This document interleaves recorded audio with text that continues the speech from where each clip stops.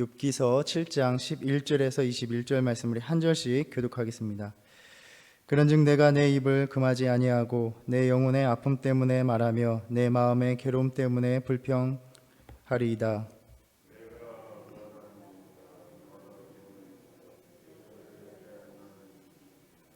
혹시 내가 말하기를 내 잠자리가 나를 위로하고 내 침상이 내 수심을 풀리라 할 때에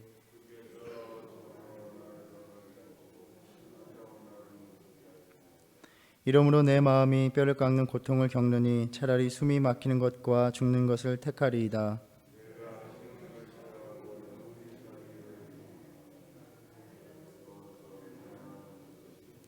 사람이 무엇이기에 주께서 그를 크게 만드사 그에게 마음을 두시고 주께서 내게서 눈을 돌이키지 아니하시며 내가 침을 삼킬 동안도 나를 놓지 아니하시기를 어느 때까지 하시리이까.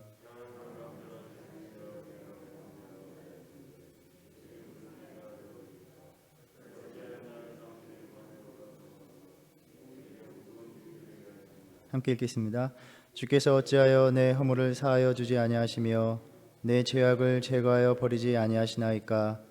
내가 이제 흙에 누우리니 주께서 나를 애써 찾으실지라도 내가 남아있지 아니하리이다. 아멘. 욥은 엘리바스에게 답하면서 친구들에게 그저 동정 없는 말이나 훈계가 아니라 자신이 도대체 무슨 잘못을 저질렀는지 깨닫게 해달라고 말을 합니다. 그에게 필요한 것은 그가 겪고 있는 고통에 대한 이해와 위로였습니다. 그러면서 여러 가지 상징으로 인생의 냉혹함과 자신의 절망적인 상황을 묘사합니다. 고통받는 인간의 실상이 너무나 끔찍하다는 것입니다.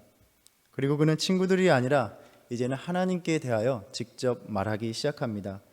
우리가 어제 묵상한 7절에서 그가 하나님께 내뱉은 첫 마디 말은 나를 기억해 달라라는 것입니다. 내 생명이 한낱 바람 같음을, 덧없음을, 나의 인생이 짧은 인생임을 제발 주님께서 생각해 달라라고 말을 합니다. 내 인생이 얼마 되지 않으면 곧 끝날 텐데 하나님께서 더 늦기 전에 개입하셔서 돌봐주시고 구원해 달라는 간절한 요청이 담겨 있습니다.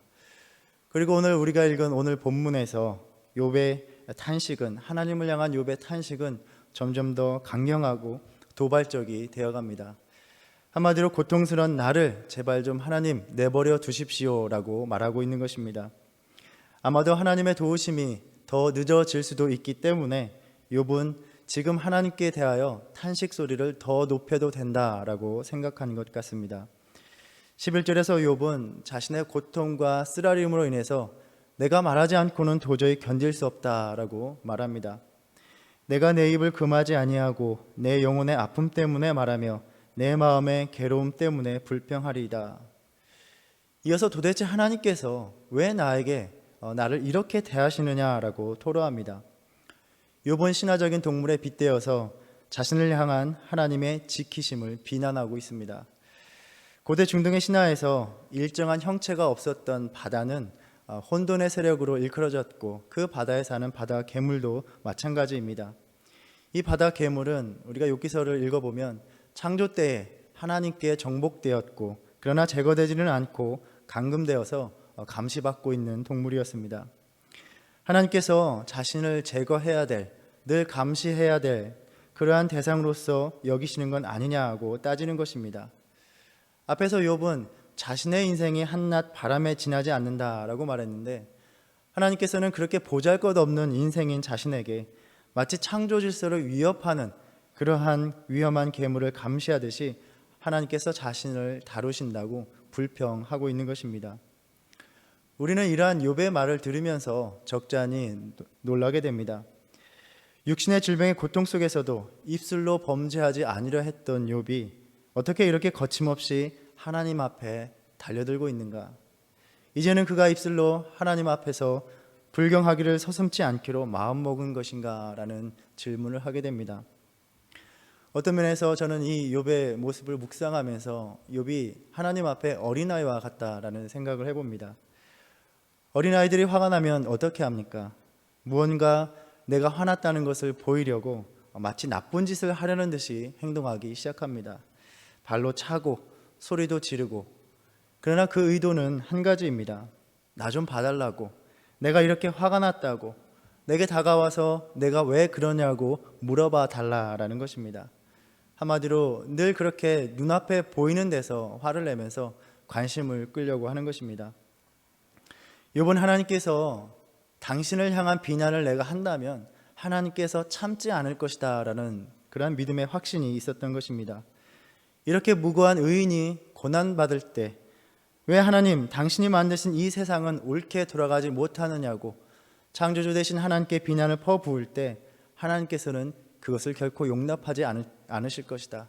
참지 않으시고 무언가 내게 응답하실 것이다. 사실 이렇게 하나님의 응답을 이끌어내기 위한 욥의 철저한 처절한 몸부림이었던 것입니다. 과연 하나님은 그러한 욥에게 대답하실 것인가? 우리는 긴장하며 그 말씀을 묵상하게 됩니다. 욥은 밤에 쉼을 위하여 잠자리에 들여보려 하지만 하나님께서는 꿈과 환상으로 그를 놀라게 하신다고 불평합니다. 4장에서 엘리바스 역시 잠들 즈음에 환상을 보았다라고 말을 합니다. 그는 환상을 통해서 큰 깨달음을 얻었다라고 말합니다. 그러나 욥에게 환상은 깨달음을 주기 위해서 다가오는 것이 아니라 그저 자신을 괴롭히는 두려움과 놀람을 주는 것일 뿐입니다. 엘리바스의 말에 대답하는 욥의 말에는 이처럼 자신에게 말했던 친구들의 말이나 경험과 연결되지만 전혀 다른 현실을 맞닥뜨리고 있다는 것을 보여주고 있습니다. 욥은 극심한 그 고통 속에서 그의 삶의 모든 것이 다 뒤집혀 버린 것입니다. 우리에게 다가오는 고통이 주는 아주 무서운 현실 상태입니다. 우리 역시 욥과 마찬가지입니다. 너무나 힘들고 어려우면 귀에 들리는 모든 것이, 우리가 보는 모든 현실이 나를 괴롭게 하는 것이 될 뿐입니다. 심지어 나를 위로하는 말까지도 듣기가 싫습니다. 고통이라는 렌즈는 이렇게 모든 것을 다 절망적으로 바라보게 합니다. 과연 나에게 삶이란 아름다운 적이 있었던가라는 생각이 들 정도로 모든 것이 아주 비참하게만 다가옵니다. 욥이 그 고통의 렌즈로 보는 세상이었습니다. 하나님은 자신에게 적대적이고 인생은 그저 종살이 같은 고생일 뿐입니다.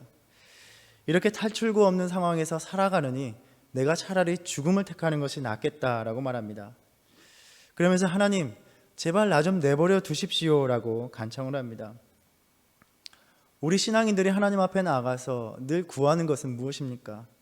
하나님의 돌보심, 지키심, 하나님의 관심입니다. 내가 사망의 음침한 골짜기로 다닐지라도 해를 두려워하지 않을 것은 주께서 나와 함께 하심이라. 여호와께서 너의 출입을 지금부터 영원까지 지키시리라. 그런데 이러한 찬양이 고통 속에서 탄식이 되다 보니 하나님의 시선이 오히려 자신을 돌보시고 붙드시는 것이 아니라 자신을 숨을 죄어오는 하나님의 감시가 되어 버렸다라고 불평하게 된 것입니다. 이 욥기에 대해서 주석을 쓰신 교수님에게 어떻게 그 힘든 작업을 마쳤느냐라고 물었을 때 교수님이 저에게 그렇게 말씀하셨습니다. 매일 아침 이 욥을 생각할 때마다 흐르는 눈물을 멈출 수가 없었다라고 말씀하셨습니다. 우리가 앞에서 묵상했듯이 자신이 그렇게 사랑하고 경외하며 결코 입술로도 불경한 말을 내뱉고 싶지 않았던 그 하나님 앞에서 그냥 내가 죽어버렸으면 좋겠다라고 말하는 욥의 심정은 어떤 것이었을까요? 아마도 힘겨운 삶의 현실 속에서 욥과 같은 깊은 탄식이 내 마음속에서 차오르는 것을 맛보신 분들도 있었을 것입니다. 그 고통 속에서 욥은 모든 내면까지도 다 뒤집어 버렸습니다. 이러한 상황에서 하나님을 찬양한다는 것이 무슨 의미가 있었을까요? 욥은 시편 8편을 모델 삼아서 그 찬양을 자신의 고통의 탄식으로 만들어 버립니다. 사람이 무엇이기에 주께서 그를 크게 만드사 그에게 마음을 두시고 아침마다 권징하시며 순간마다 단련하시나이까. 시편 8편에서 그 시편의 기자는 인간이 무엇이길래 그렇게 보잘것없는 인간을 귀중히 여기시고 살피십니까? 라며 하나님의 관심과 보호를 찬양하며 감사를 드리고 있습니다. 그러나 욥은 왜 그렇게 하나님은 그들에게 마음을 두시며 관심과 보호를 두시며 감시를 하심으로써 힘들게 하고 계십니까? 라는 불평의 탄식이 된 것입니다. 찬양이 아니라 냉소와 빈정거림이 되어버렸습니다. 욥 안에서는 모든 확신이 다 뒤집어졌습니다. 시편 기자의 그 경이로운 놀라움은 욥의 절망적인 외침이 되어버렸고, 하나님의 특별한 관심이 자신에게 다가오는 악의를 품은 의도로밖에 비춰지지 않습니다. 하나님의 마음 두심은 괴롭힘이 되어버렸고, 하나님의 살피심은 그저 매일같이 자신을 벌하시는 것밖에 되지 않았습니다. 하나님의 임재가 은총이나 자비로우심이 아니라 억압이 되어버렸습니다. 매일의 그 매순간에 하나님의 무자비한 감시의 눈길은 욥을 일으켜 세우는 것이 아니라 산산이 부서지게 만들어 버렸습니다. 욥이 얼마나 고통을 당하고 있는지 그 깊이를 나타내 주는 말입니다.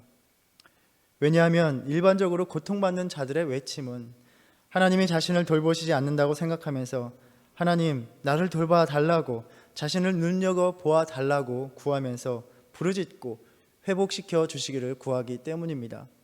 그러나 욥은 하나님께서 자신을 침 삼킬 동안에 틈도 주지 않고 숨막히도록 감시한다고 쏟아냅니다. 19절에서 하나님 내게서 눈을 돌이키지도 않으십니까? 라고 말하고 있는 것입니다. 그래서 20절에서는 그 하나님을 나를 감찰하시는 이여 라고 부릅니다. 욥은 하나님의 시선을 잔인한 감시로 여기고 있습니다. 우리가 성경을 읽다 보면 이 히브리어 말 감찰하다, 나짜르라는 말은 하나님께서 보호하고 지키시고 돌보다라는 의미를 가지고 있습니다. 그러나 욥에게는 그것이 감시가 되어버렸고 이를 자신을 공격의 대상으로 삼는 것에 불과한 것이 되어버렸습니다. 어찌하여 나를 당신의 관역으로 삼으셔서 내게 무거운 짐이 되게 하셨나이까? 내가 설상 죄를 지었더라도 그게 얼마나 하나님 당신에게 해가 되겠습니까?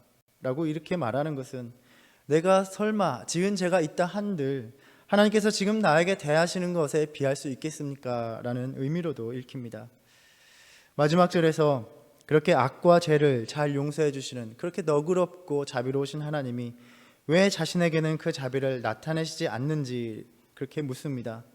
왜 하나님께서 자신에게 그렇게 가혹하게 대하시는지를 따져 묻는 것입니다.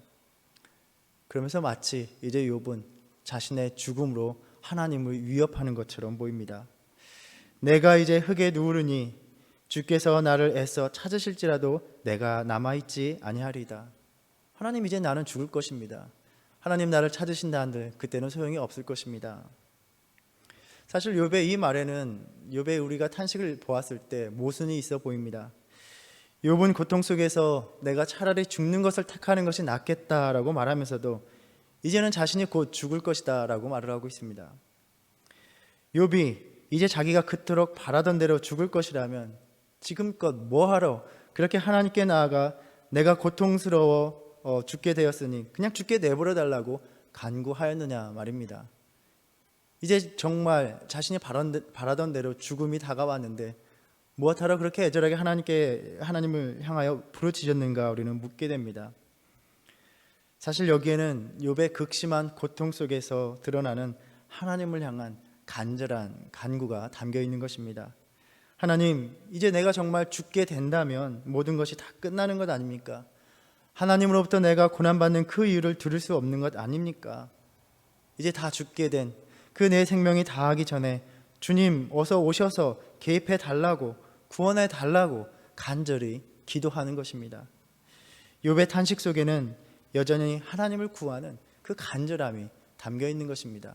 우리가 문자적으로 읽기에는 하나님의 부재를, 하나님이 떠나가심을 간절히 구하고 있지만 실상 그 마음속에는 하나님의 현존을 간절히 바라고 있었던 것입니다. 얼마나 고통이 극심하면 하나님을 향하여 원하지도 않는 그 말을 내뱉는 것일까? 그러한 말을 내뱉으면서까지 하나님을 간절히 찾고 있는 것일까? 참으로 안타까움으로밖에 지켜볼 수 없는 욥의 고통스러운 모습입니다. 욥은 이렇게 전혀 마음속에서 우러나오는 것과는 다른 전혀 반대되는 간청들을 쏟아내면서까지 그저 자신이 발디딜 곳이 어디 있는가를 간절히 찾고 있는 몸부림으로 우리에게 다가옵니다.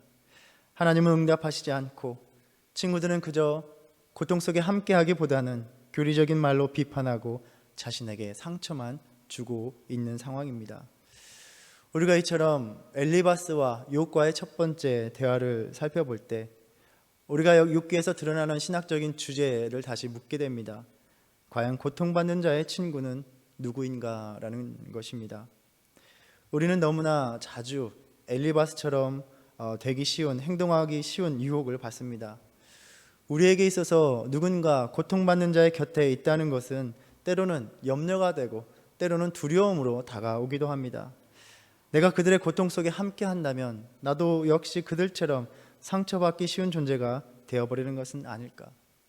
그래서 가장 유혹받기 쉬운 것이 그 고통을 보고도 그 고통을 알고도 외면하고 싶은 것입니다.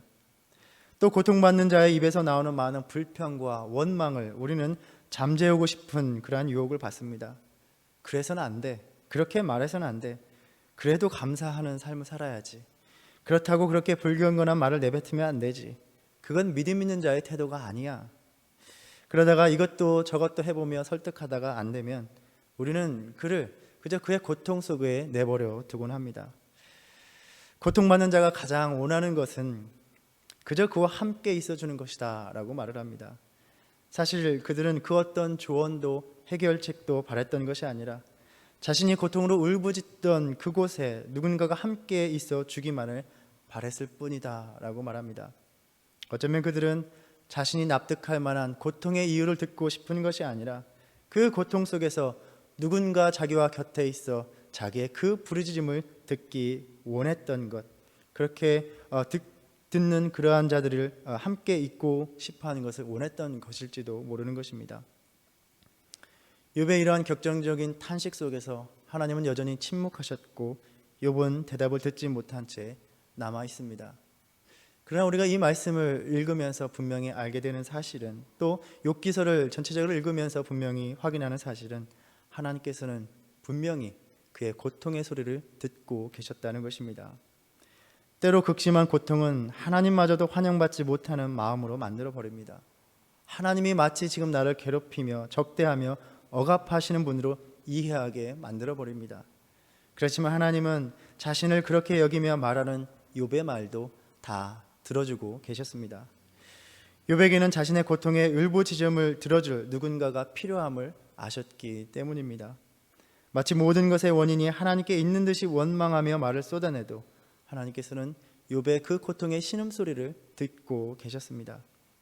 고통받는 자에게 필요한 것은 그들의 말에 동의해주고 그들의 말을 바로 잡아주는 것이 아니라 그 자리에서 그렇게 들어주면서 그들의 고통을 진지하게 대주는 것이기 때문입니다.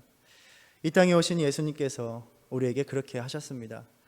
베데스다 연못가에 38년 된 병자, 아무도 돌보지 않는, 거들떠 보지 않는 그 병자에게 다가가 그의 고통을 보아주셨던 것입니다. 길가에 밀려나서 사람들로부터 매년받던 여리고 성의 바디메오에게 그에게 다가옴을 허락해 주신 것입니다.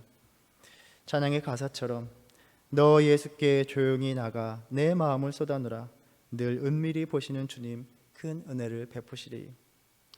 오늘도 이 아침 하나님 앞에 나아가 그저 마음에 있는 것 다 쏟아 놓으시기 바랍니다. 주님은 이 아침 우리를 듣고 계십니다. 물론 우리는 욥의 말을 곧이곧대로 듣고 또 욥의 그 격정적인 탄식에 동의할 수는 없습니다. 그러나 한 가지 그가 우리에게 가르쳐주는 신앙의 가르침은 끝까지 하나님을 찾으라는 것입니다. 욥은 절망적이라 할지라도 하나님께 말하는 것을 결코 멈추지 않았습니다. 하나님 나를 떠나가 달라는 그의 탄식은 실상 하나님 제발 지금 나에게 다가와 달라는 깊은 간절한 외침이었던 것입니다. 그 불확실성 속에서도 그 절망 속에서도 기도를 멈추지 않는 것, 내 현실과 내 경험이 그렇지 못하다 하여도 믿는 것을 멈추지 않는 것, 고통 속에 한 걸음 한 걸음 내디디며 죽음의 문턱까지 다다른다 하여도 하나님께 말하는 것을 멈추지 말라는 것입니다. 우리를 위해서 자신을 다 주셨던 그 예수님은 우리의 연약함을 동정하지 못하실 리가 아니요 모든 일에 우리와 똑같이 시험을 받으시니다. 우리와 똑같이 고통을 받으신 이다 라고 말씀하고 있습니다. 오늘도 주님을 향한 나의 기도가 감사와 찬양이 아니라 깊은 절망의 탄식이라 할지라도 주님은 우리를 들어주시겠다 말씀하십니다. 오늘도 주님 앞에 나아가 나의 삶의 모든 사정을 아뢰기를 멈추지 않는 저와 여러분의 삶이 되기를 간절히 바랍니다. 기도하겠습니다. 주님, 오늘도 우리의 삶의 고통의 자리에 보이지 않아도 찾아오셔서 우리의 깊은 탄식에 귀 기울여 주심을 믿습니다. 너무나 상심하여 아무것도 아뢰 수 없을 때에도 성령께서 우리의 연약함을 도우사 마땅히 기도할 바를 알지 못하는 우리를 위하여 말할 수 없는 탄식으로 친히 간구해 주신다 말씀하셨습니다. 나의 마음을 살피시는 주님, 그저 넋놓고 앉아 있을 수밖에 없는 삶에도 우리의 깊은 호흡 함께 내뱉어 주시는 주님이심을 믿습니다. 우리의 몸과 영혼의 아픔 속에 있는 사랑하는 지체들을 주님 기억하여 주시기를 간절히 기도합니다. 오늘도 주님께 아뢰기를 멈추지 않게 하시고 주님의 임재 구하며 믿음으로 견디게 하여 주시옵소서. 오늘도 우리 앞에 놓인 모든 삶을 주님께 맡겨드립니다. 예수님의 이름으로 기도드립니다. 아멘. 하늘에 계신 우리 아버지여, 이름이 거룩히 여김을 받으시오며 나라의 임하옵시며 뜻이 하늘에서 이룬 것 같이 땅에서도 이루어지이다. 오늘날 우리에게 일용할 양식을 주옵시고 우리가 우리에게 죄 지은 자를 사하여 준 것 같이 우리의 죄를 사하여 주옵시고 우리를 시험에 들게 하지 마옵시고 다만 악에서 구하옵소서. 나라와 권세와 영광이 아버지께 영원히 있사옵나이다. 아멘.